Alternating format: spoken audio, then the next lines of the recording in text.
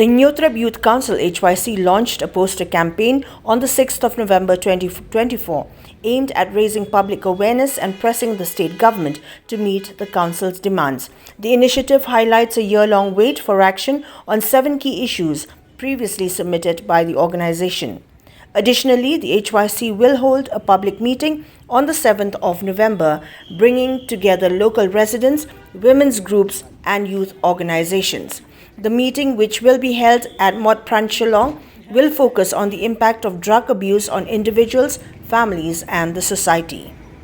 Addressing the media today, HYC President Roy Kupar Sunrem criticized the state government's delay in addressing their demands. He indicated that a response from the Social Welfare Department is expected tomorrow. However, Sunrem stated that if this response is unsatisfactory, HYC members will march to the main secretariat building to engage with authorities directly for fulfillment of all their demands.